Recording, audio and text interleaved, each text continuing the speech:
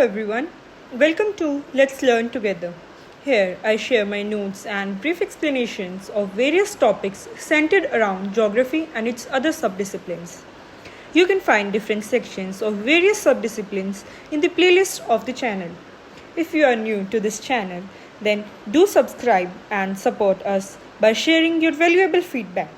You can also connect to us through YouTube, Facebook, or Instagram under the handle Let's Learn Together. Hello everyone, welcome back to let's learn together. जैसे कि आपको पता है, हम class 6 की geography NCERT को cover कर रहे हैं, जिसके 3 चैप्टर्स हम ऑलरेडी कंप्लीट कर चुके हैं, जो आपको हमारे चैनल पर क्लास 6 ज्योग्राफी की जो प्लेलिस्ट है उसमें मिल जाएंगे। आज हम डिस्कस करेंगे चैप्टर 4, दैट इज मैप्स। इस यूनिट में हम डिस्कस करेंगे कि मैप्स क्या हैं, किस किस टाइप्स के हैं और कौन से जो है मेन कंपोनेंट्स है हमारे मैप के। स्टार्ट करते हैं मैप से कि मैप क्या है। इट इज अ रिप्रेजेंटेशन और ड्राइंग ऑफ अर्थ सरफेस और its part on flat surface to scale. अब हमें ये पता है कि अर्थ स्फेरिकल है, हमारा गोल है, 3D फिगर है, अर्थ एक स्फेयर है। जब इस अर्थ को, एक स्फेरिकल 3D फिगर को हम एक 2D फिगर पे या फिर एक प्लेन सरफेस पे, एक पेपर पे ड्रॉ करेंगे, उसको रिप्रेजेंट करेंगे स्केल के साथ, यानी कि करेक्ट मेजरमेंट के साथ, करेक्ट मेजरमेंट के साथ, या कहें तो रिप्रेजेंटेशन के साथ,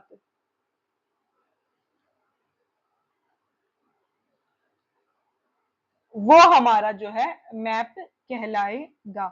ठीक है। अब करेक्ट रिप्रेजेंटेशन या फिर करेक्ट मेजरमेंट से मेरा क्या मतलब है कि सपोज अर्थ पे ये एक पॉइंट ए है, ये एक पॉइंट बी है, ठीक है, ऑन ग्राउंड रियलिटी में। जब मैं इस चीज को पेपर पर उतारूंगी, ड्रॉ करूंगी, तो जितना डिफरेंस यहाँ पर ए और बी में है अर्थ पे एक्चुअल में, असलियत में, उतना ही डिफरेंस मुझे पॉइंट ए और पॉइंट बी पर जो है उस पेपर में या उस ड्राइंग में भी दिखाना होगा। उसको हम बोलते हैं टू स्केल, यानी कि जब ये ग्राउंड डिस्टेंस और जो पेपर डिस्टेंस है वो एक होते हैं, उनका करेक्ट मेजरमेंट होता है, उसको हम बोलते हैं टू स्केल। तो जब इस स्केल के अकॉर्डिंग हम अर्थ का कोई हिस्सा या अर्थ को रिप्रेजेंट करेंगे, उसकी ड्राइंग बनाएंगे, उसको हम कहेंगे मैप। अब हम देख लेते हैं कि टाइप्स ऑफ मैप क्या क्या है। हमारे पास 3 टाइप के मैप होते हैं, फिजिकल, पॉलिटिकल एंड थीमेटिक। जब भी हम फिजिकल की बात करते हैं तो हम फिजिकल मैप की बात करते हैं तो उसमें हम फिजिकल फीचर्स बता रहे होते हैं। फिजिकल फीचर्स कौन कौन से होंगे हमारे पास? अब माउंटेन है ना, ओशियंस हैं, फिर हमारे रिवर्स हैं, प्लेट्यू हैं, प्लेन हैं, एक्सेट्रा। ये जो सारे फिजिकल फीचर्स है, जब किसी भी मैप में इनको दिखाया जाएगा, माउंटेन्स, ओशियंस, रिवर्स दिखा रहा होगा कोई मैप, तो वो होगा हमारा फिजिकल मैप। उसके बाद आता है पॉलिटिकल मैप। इसमें हम सिटीज, टाउन, स्टेट या कंट्री, इनमें से जब हम किसी चीज को जो है डिपिक्ट करते हैं मैप के द्वारा, तो वो हमारा पॉलिटिकल मैप होगा, जिसमें हम ये पॉलिटिकल बाउंड्रीज बना रहे हैं किसी भी सिटी, टाउन या स्टेट या फिर कंट्री की।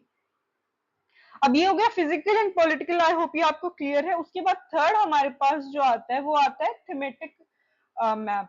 थीमेटिक मैप हमेशा किसी पर्पस के लिए बनाया जाता है, कोई स्पेसिफिक जो है इंफॉर्मेशन दे रहा होगा ये, ठीक है।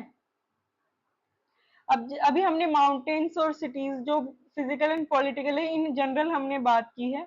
अब थीमेटिक में क्या होता है, कोई स्पेसिफिक इंफॉर्मेशन आपको दी जाएगी। सपोज किसी एरिया के का आपको रोड मैप दे दिया गया, यानी कि उस पर रोड कैसे है, कहाँ से क्या निकल रहा है, ठीक है। किसी एरिया का आपको रेनफॉल बता दिया गया, ठीक है। तो अब इसमें क्या होगा कि उस मैप में सिर्फ आपको एक ही इंफॉर्मेशन मिल सकती है, वो होगी रोड की। आपको सिर्फ वो रोड मैप ही दिखेगा उस पूरे मैप पे। जब आपको रेनफॉल का मैप, थीमेटिक मैप दिया जाएगा, उसमें आप सिर्फ रेनफॉल की इंफॉर्मेशन को एक्सट्रैक्ट कर सकते हो, क्योंकि उसमें इंफॉर्मेशन ही सिर्फ रेनफॉल के बारे में होगी। ऐसे ही रेलवे के बारे में हो सकता है आपका एक मैप, है ना। कोई मैप आपका ऐसा होता है जो आपका इंडस्ट्री बताए, कहाँ पे कौन सी क्या इंडस्ट्री है। तो जब ऐसी कोई स्पेसिफिक इंफॉर्मेशन हमें दी जाएगी मैप के द्वारा, तो वो होगा हमारा थीमेटिक मैप। इसके बाद हम बात कर लेते हैं कंपोनेंट्स ऑफ मैप की। मैप पे क्या क्या चीजें हैं जो मौजूद होती हैं, या फिर जब हम कोई मैप बनाते हैं किस चीज का हमें जो है वो ध्यान रखने की जरूरत है।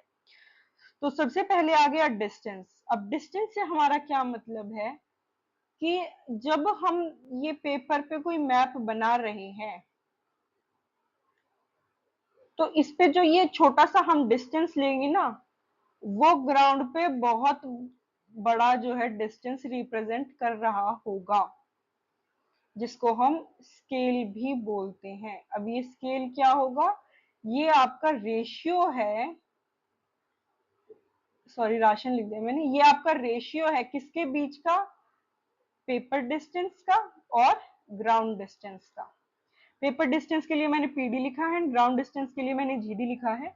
इन दोनों का जो रेशियो होगा उसको हम स्केल बोलते हैं, या फिर उसको हम आरएफ भी बोलते हैं, रिप्रेजेंटेटिव फ्रैक्शन। आई होप ये आपको क्लियर हो। अच्छा, अब डिस्टेंस मैंने आपको बता दिया। अब एक एग्जांपल के लिए लेते हैं। सपोज ये जो पॉइंट ए और पॉइंट बी है, ग्राउंड पे मतलब रियलिटी में इसका डिस्टेंस है 5 किलोमीटर। वहीं जब अब मैं 5 किलोमीटर पेपर पे तो नहीं बना सकती, पॉसिबल ही नहीं है वो चीज। तो मैंने क्या किया, एक फ्रैक्शन निकाला, रिप्रेजेंटेटिव फ्रैक्शन निकाला, जिसमें मैंने इस 5 किलोमीटर को यहाँ पे रिप्रेजेंट किया 5 सेंटीमीटर में, पॉइंट ए से पॉइंट बी। यानी कि मेरा 5 सेंटीमीटर रिप्रेजेंट कर रहा है मेरा 5 किलोमीटर ऑन ग्राउंड या फिर ऑन अर्थ। ठीक है, इसको हम स्केल बोलेंगे, ये हमारा डिस्टेंस है। तो अब हमारा जो स्केल होता है ना, वो दो तरीके का होता है। एक होता है स्मॉल स्केल, एक होता है लार्ज स्केल। ठीक है, जब भी हमें कोई बहुत बड़ा एरिया दिखाना होगा, जैसे कि कोई कॉन्टिनेंट दिखा दिया, ठीक है, कोई कंट्री दिखा दी, तो हम जो है डिस्टेंस को बहुत बड़ा लेंगे। ठीक है, यानी कि यहाँ पे जैसे मैंने 5 किलोमीटर लिया था ना, 5 सेंटीमीटर, 5 किलोमीटर पेपर पर दिखाने के लिए मैंने 5 सेंटीमीटर लिया था। तो वही स्मॉल स्केल में क्या होगा, ये जो 5 किलोमीटर है या 500 किलोमीटर बन जाएगा। यानी कि बहुत बड़ा एरिया जो है मैं बहुत छोटे स्केल पर दिखा रही हूँ। ठीक है, तो वो होगा हमारा स्मॉल स्केल मैप, जिसमें हम बहुत ज्यादा बड़ा एरिया दिखा सकते हैं। वहीं अगर हमें बहुत कम एरिया दिखाना है, सपोज हमें कोई विलेज ही दिखाना है, विलेज या छोटा सा टाउन दिखाना है, तो उसमें हम स्केल को कम कर देंगे। यानी कि जैसा हमने पहले किया था ना, 5 centimetre is equal to 5 kilometre, जब हम ऐसा कोई मैप बनाएंगे इस रेशियो के साथ, तो हम बहुत छोटे एरिया का मैप बना रहे होंगे। तो इसको हम बोलेंगे लार्ज स्केल मैप, की चीजें आपको बहुत ज्यादा बढ़कर एनहेंस होकर दिखेगी। इसके बाद आ जाता है हमारा direction. East west north south सबको पता है, हमारे 4 डायरेक्शंस है। ठीक है, अब इन डायरेक्शंस को हम कार्डिनल पॉइंट्स भी कहते हैं। ठीक है, ये तो हमारे 4 मेन डायरेक्शंस हो गए। आपने एक ऐसे एक एरो भी देखा होगा मैप पर। अब ये जो एरो है, इसमें ऊपर की तरफ नॉर्थ लिखा होता है, नॉर्थ के अपोजिट क्या होगा, साउथ। लेफ्ट साइड पर यहाँ पे वेस्ट, एंड इधर हो गया ईस्ट। ठीक है, ये तो हो गए हमारे 4 मेन कार्डिनल पॉइंट्स या फिर 4 मेन डायरेक्शन। अब जो इनके बीच के जो डायरेक्शंस है, जैसे नॉर्थ ईस्ट इधर, साउथ ईस्ट इधर, साउथ वेस्ट इधर, नॉर्थ वेस्ट इधर, ये जो अब 4 सेकेंडरी डायरेक्शंस हैं, इनको, सॉरी इधर, इनको हम बोलते हैं इंटरमीडिएट डायरेक्शंस। उसके बाद जो मैप बहुत इंपॉर्टेंट चीज प्रेजेंट करता है, वो होते हैं हमारे सिंबल्स। जब भी हमें कोई इंफॉर्मेशन देनी होती है मैप्स पर, तो हम लाइक सपोज मेरे को कोई मंदिर दिखाना है, तो डायरेक्टली मैं मंदिर तो नहीं बना सकती। कोई माउंटेन दिखानी है कि इस एरिया में बहुत सारी माउंटेन्स है, तो मैं सीधे सीधे माउंटेन्स भी नहीं बना सकती। कैसे बना सकती हूँ मैं मैप पे? फिर वो मैप ढक जाएगा। तो उसके लिए क्या होता है, कुछ लेटर्स, शेड्स, कलर्स, पिक्चर्स या फिर लाइन्स, इनमें से कोई जो चीज है वो ली जाती है उसको रिप्रेजेंट करने के लिए, जिसको हम बोलते हैं सिंबल, क्योंकि ये एक्चुअल में उस चीज को जो है मैप पर रिप्रेजेंट कर रहा है। तो कलरिंग स्कीम की बात कर लेते हैं। कुछ मेन कलरिंग स्कीम भी है हमारे पास। जैसे कि अगर आपको कोई वाटर बॉडी दिखानी है तो उसके लिए आप ब्लू कलर यूज करोगे, तो ये ब्लू क्या हो गया, सिंबल हो गया। कोई माउंटेन दिखानी है आपको तो वो हम दिखाएंगे ब्राउन कलर की मदद से, कितना आसान हो जाएगा। अब कोई प्लेट्यू दिखानी है तो किसी प्लेट्यू को हम दिखाएंगे येलो कलर से। वहीं अगर हमें प्लेन दिखाना है, प्लेन एरिया दिखाना है, तो उसको दिखाएंगे हम ग्रीन कलर की मदद से। ये हमारी चीजों को जो है बहुत ज्यादा आसान कर देता है। इसके बाद इस चैप्टर की एक और मेन जो पॉइंट है इस चैप्टर का, वो है difference between a sketch and a plan. Sorry, यहाँ पर प्लेन लिख दिया मैंने, but it is a plan. ठीक है। अब क्या होगा इनके बीच का डिफरेंस? जब भी स्केच की हम बात करेंगे तो ये ऑन द स्पॉट हमने कोई चीज देखी या कोई चीज है जो at the back of our mind run कर रही है, मेरे जहन में कोई चीज है, मैंने माइंड में सोची हुई है, ठीक है, मेरी मेमोरी में है। जब उस चीज को मैं ड्रॉ कर दूंगी पेपर पे, सपोज एक लैंडस्केप बना दिया मैंने, अब मैंने वो पहाड़ को नाप के थोड़ी ना बनाया है, लैंडस्केप पे मैंने माउंटेन दिखा दी। ये बचपन में ना ऐसी ड्राइंग सबने बनाई होगी। ये इधर पहाड़ बना दिए, इधर सन, ये इधर रिवर हो गई एंड इधर ये हेड। आई होप ये ड्राइंग एक बहुत कॉमन ड्राइंग है। एंड ये इधर घास होती थी, ग्रासेस होती थी। ये सबने स्कूल में कभी ना कभी किसी ना किसी पॉइंट पर बनाई ही होगी, मैंने भी बहुत बनाई है। तो ये बस हमें पता है ऐसा कुछ होता है तो हमने ड्रॉ कर दिया, ना हमने कोई मेजरमेंट ली ना कुछ, बस हमने देखा और बना दिया, या फिर हमारी सोच में था, हमारे माइंड में था तो हमने बना दिया। इसको हम बोलेंगे स्केच। वहीं जब हम किसी प्लान की बात कर रहे हैं तो प्लान में क्या होता है, अब ये बिल्कुल एग्जैक्ट मेजरमेंट के साथ बनाया जाता है। यानी कि अगर हमने कोई दीवार बनाई, ठीक है, 9 फीट की अगर कोई वो दीवार थी तो हमने पेपर पे एग्जैक्ट वो 9 फीट ही लेकर बनाई है।